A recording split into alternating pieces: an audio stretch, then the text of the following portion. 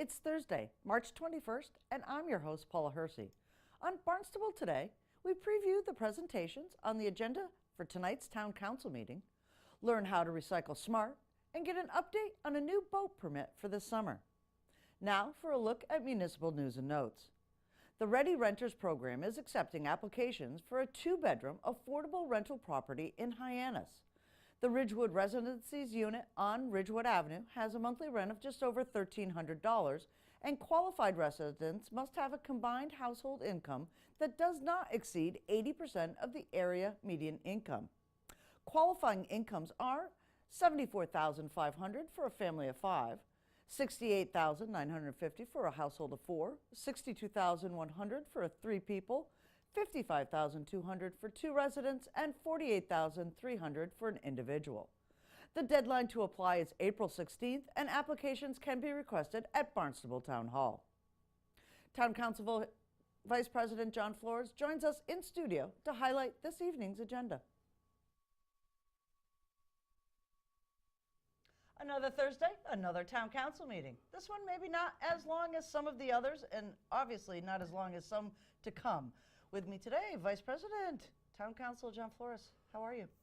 I'm actually feeling terrific today. It's a gorgeous day, and tonight's meeting hopefully will not go as long as others have in the past, but usually what happens is that the meetings that you think are going to go quickly tend to go till 11 o'clock. Right. So we'll see. But it is spring. It is springtime. So it's lighter later. Exactly. Excellent. Exactly. So on the council agenda for this week is the update to the comprehensive wastewater management plan.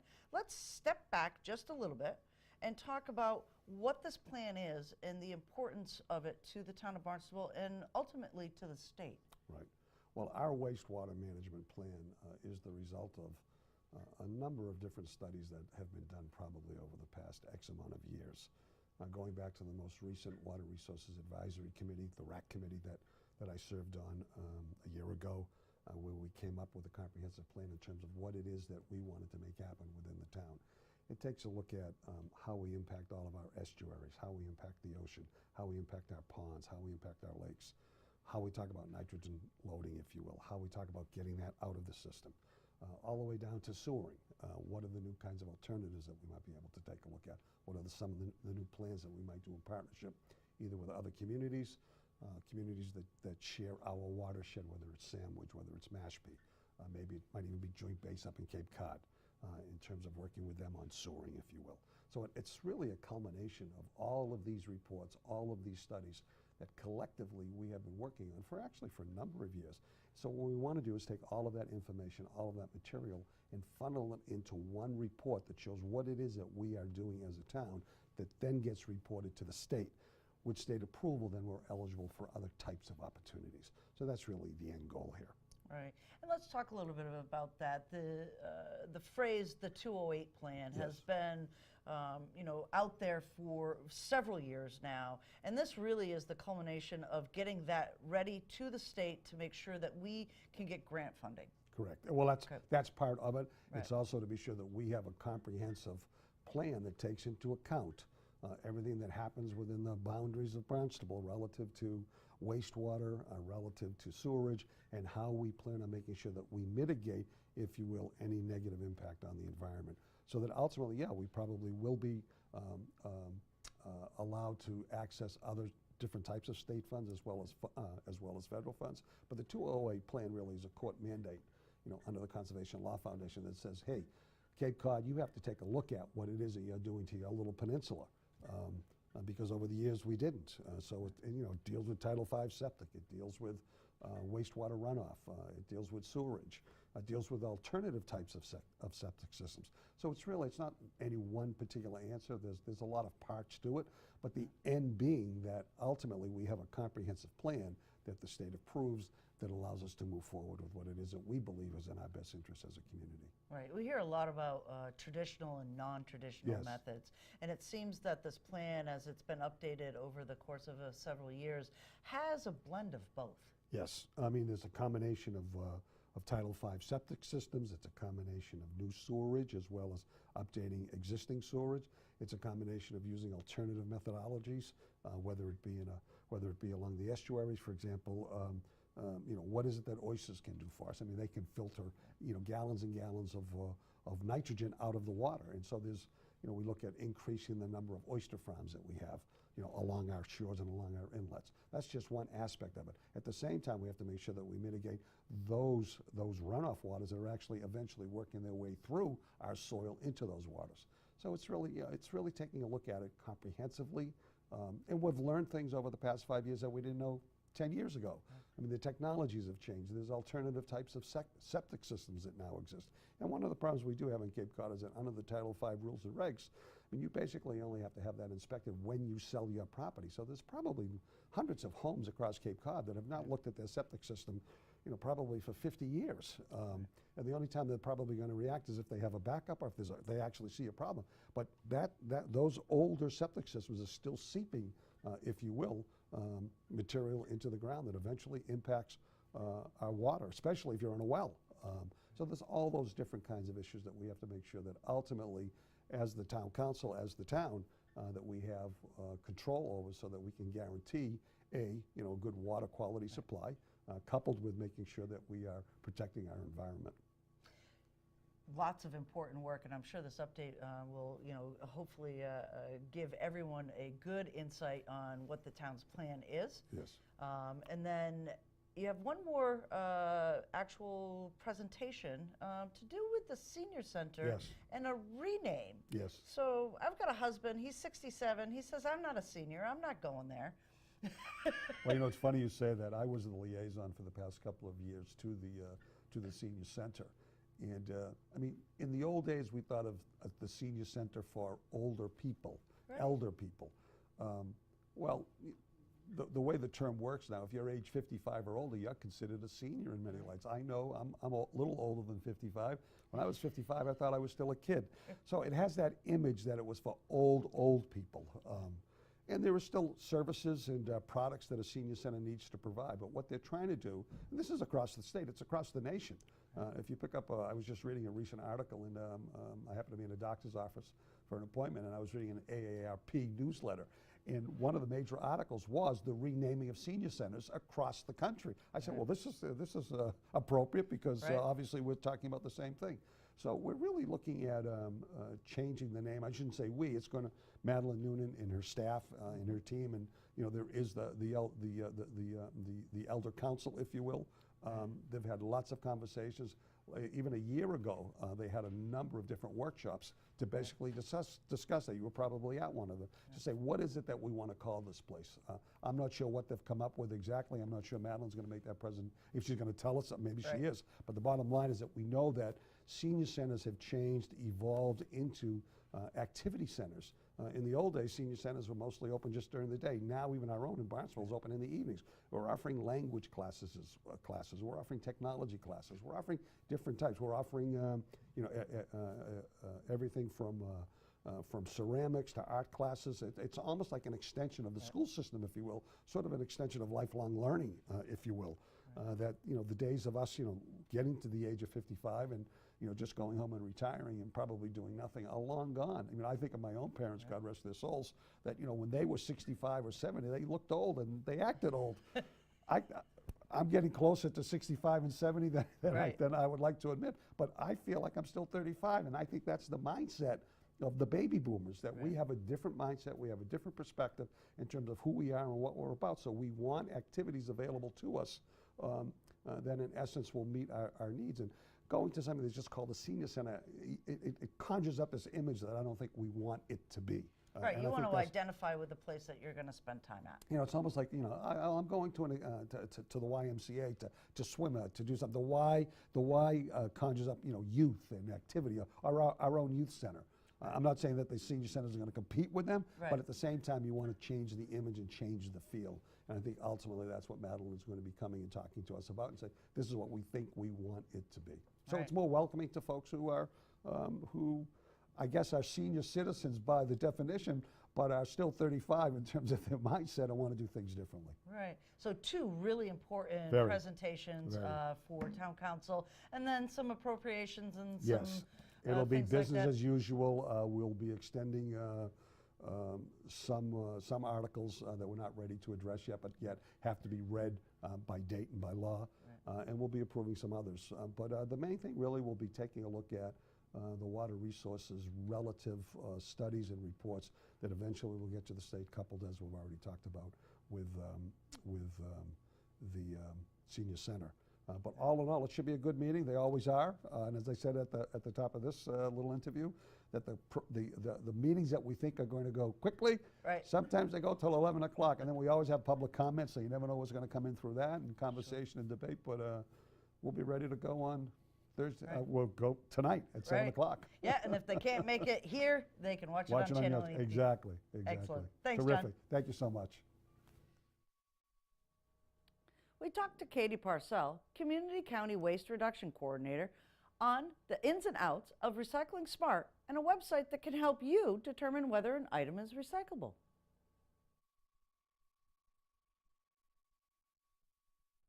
My name is Carrie Parcell. I work for Barnstable County. My district is with Cape and Islands, and I am the Municipal Reduction Coordinator. So a Municipal Reduction Coordinator is the person who goes around and helps the municipalities with their MSW, which is Municipal Solid Waste Programming, in reducing waste, diverting waste through various programs, through composting, anaerobic digestion, recycling programs, and identifying other programs for shared resources that the county as well as the islands can work on together to be able to get rid of and solve our trash problems. So one of the biggest challenges that we're facing right now is the national sort. That most of our recyclables were being shipped over in cargo over to China. And what happened was those cargo ships and those containers were very, very much contaminated with non-recyclables, basically trash.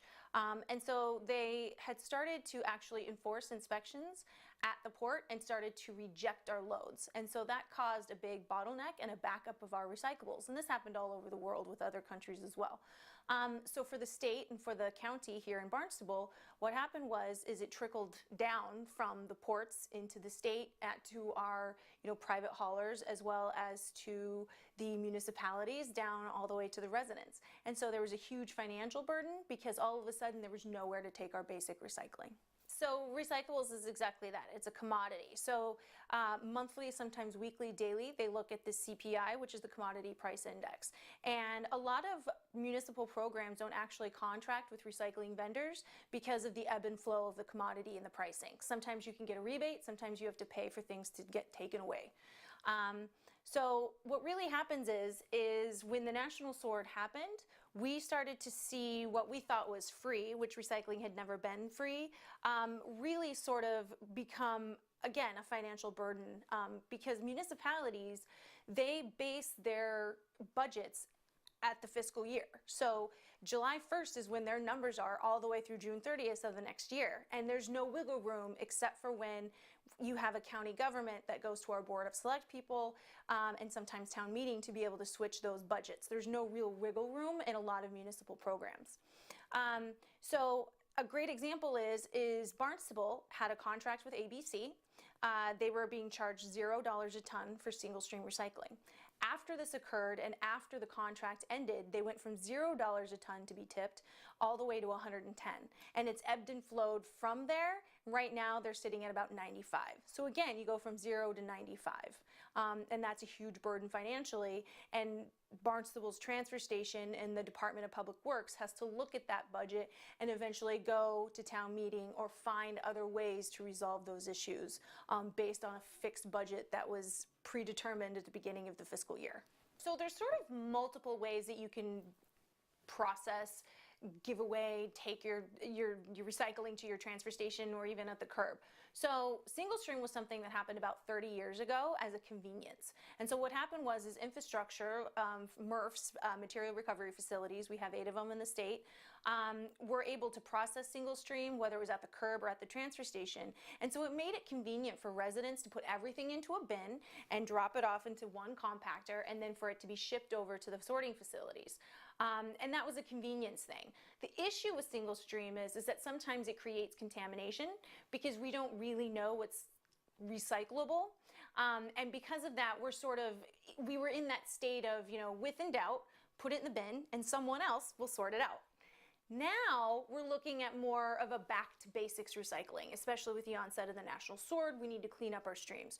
So dual stream and source separated are those ways where we traditionally used to do our recycling. So you have plastics in one bin, your tin, aluminum in another, your glass, sometimes color glass versus clear glass, newspaper, mixed paper, cardboard, and they're all in these separate streams.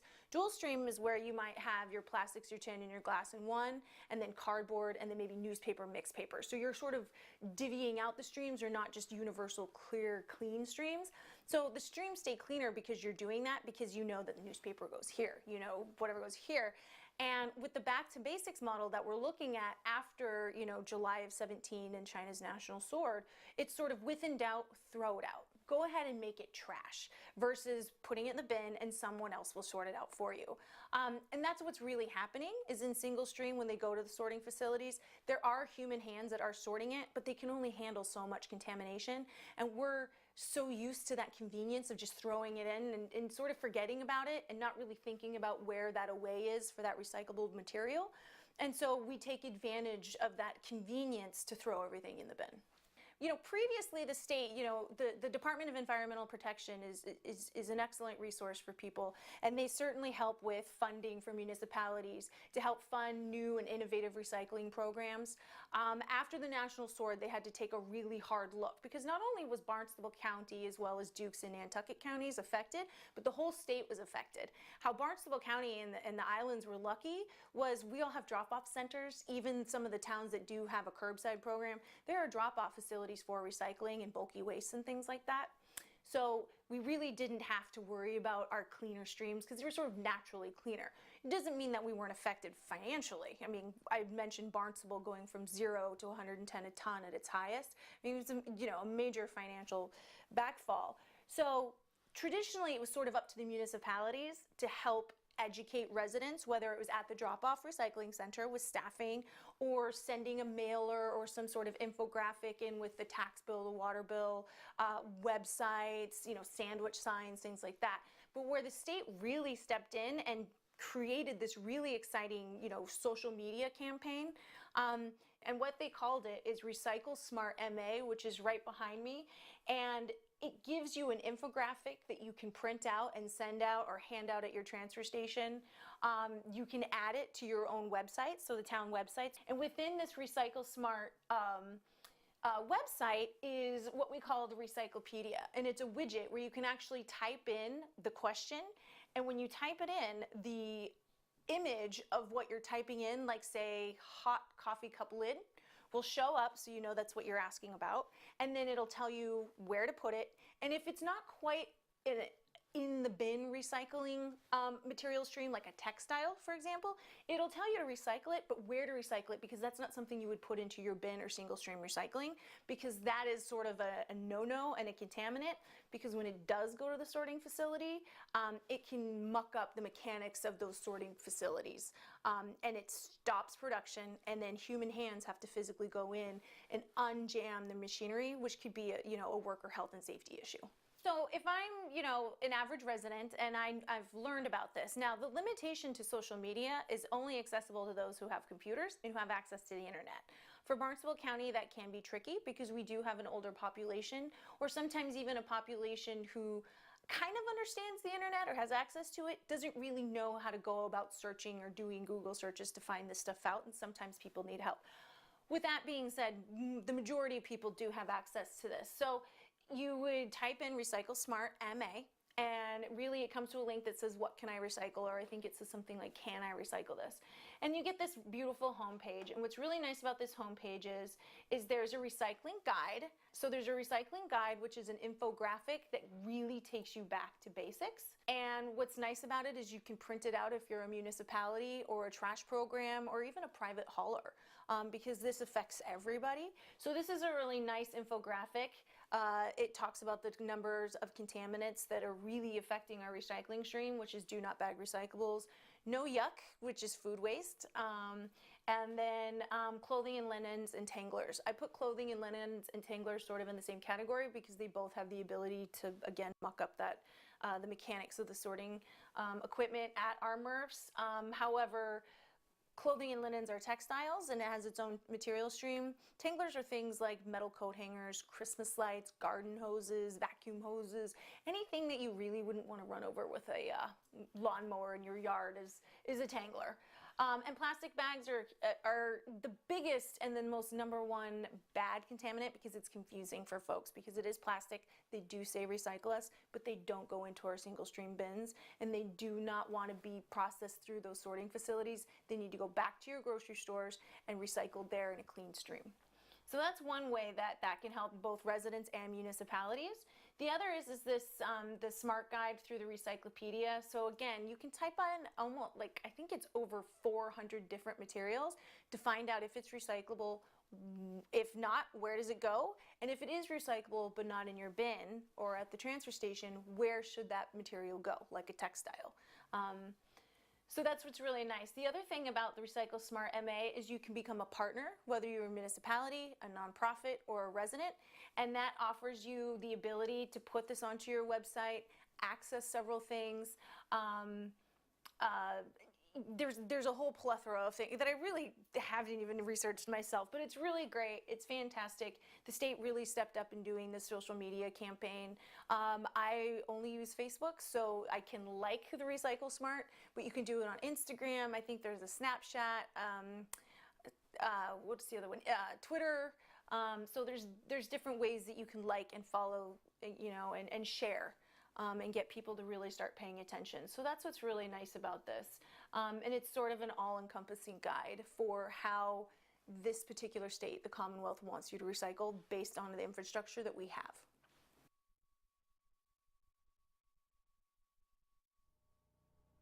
Kayaks, rowboats, and dinghies left at town waterways will now be required to have a permit. Assistant Harbor Master Derek Lawson has the details. It's not too early to start thinking about putting that boat back in the water or that dinghy on the beach. With me today, Derek Lawson, Assistant Harbor Master. Derek, it's kind of going to be spring soon. It is. We're getting there. We're getting there, Yeah. right? Mm-hmm. March 1st. It's not too early to start thinking about stuff. And there's been some changes recently to some of the regulations that, not changes to the regulations, but some fees attached to them. That's correct. Chapter 430-2, which is the small vessel storage on town property. We've had that for the past couple of years. Waterways put that in back in 2013. Any vessel under the size of 12 feet with a 5-foot beam is required to have a sticker on there or your name on there. We've kind of modified it this year, in which we're actually going to be selling permits for these folks to have their property on town property. Okay, so let's back up a little bit and kind of figure out what that is. Sure. So if you have a mooring and you have a boat on one of the beaches for your mooring, any town way to water, Okay. you are required to purchase a permit to keep your vessel at that location. Okay. If you're a mooring permit holder, it would be $25. If you're a non-mooring permit holder, it's going to be $50. Okay, and those are going to be sold where? At the Harbor Master Department, they'll be going on sale here within the next month. We're obviously going to be advertising this, and it will be clearly stated at all town ways to water. Okay, and will the mooring folks get notification of this, or is it just going to be this ad hoc communications to them? No, anyone with an existing email address that is current will send out an email blast, Okay. and anyone that doesn't have an email address will try and give them a call, let them know this change. Okay, and this is all town ways to water All that you town would ways leave to a water. dinghy or a small boat at? That is correct. Okay. Each year for the past couple of years, we go and we monitor how many are out there.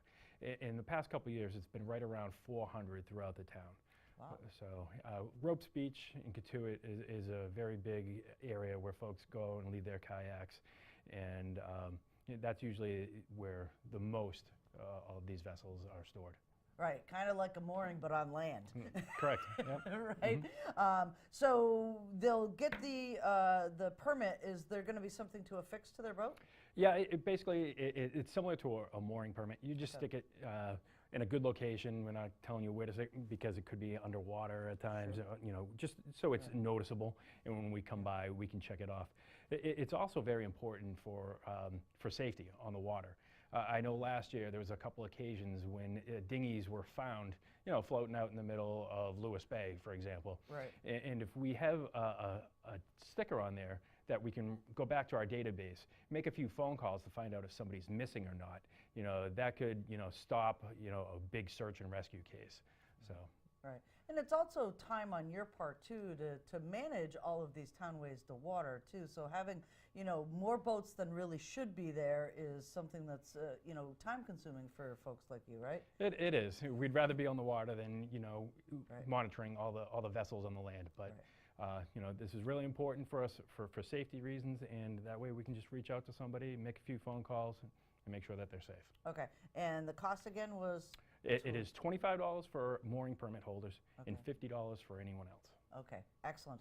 And you want to touch upon just a little bit of safety. The weather's going to start to get nice. We're hopeful. Actual life jackets are still required through a certain period of time, right? That is correct. Right now, they're required until May 15th. The water, as you know, is very, very cold still. And we've had a mild winter, and hopefully we have an early spring. Folks may want to get back out on the water, do some kayaking. But it's still, you must wear your life jacket until May 15th. Right. And we have noticed, too, that, folks out there, if they're shellfishing or especially if you're shellfishing with the big waders, having a flotation device on is going to help you if you do get swept with one of those waves.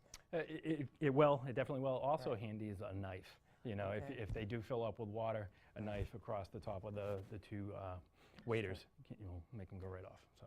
Excellent. Great safety tips. And time to get permits for those little boats. Yes, they are. We'll be selling them at the office at 1189 Finney's Lane, and we'll be glad to help you out. Excellent. Thanks Okay. so much, All right, Derek. thanks, Paul. Up next, things to do, places to go, people to meet. The town of Barnstable is hosting a community planning event on March 29th from 9 a.m. to 4:30 p.m. to explore how we are impacted by natural hazards and to develop a comprehensive strategy to reduce potential risks, improve our ability to recover quickly after major hazard events, and improve our overall resilience. Through the municipal vulnerability preparedness process, the participants will explore current and future vulnerabilities to our infrastructure, community, and environment resulting from natural hazards and changing climate conditions, and develop and prioritize municipal and community. Interested participants should register on the Planning and Development Department's MVP project website or by calling 508-862-4678. Just a reminder, Town Council tonight, 7 p.m., second floor hearing room, Town Hall, or live on Channel 18. Comments, suggestions, accolades, connect with us on Facebook and Instagram, email us, or send us an old-fashioned note by carrier pigeon. Channel 18 works for you. I'm Paula Hersey. Thank you for watching Barnstable Today.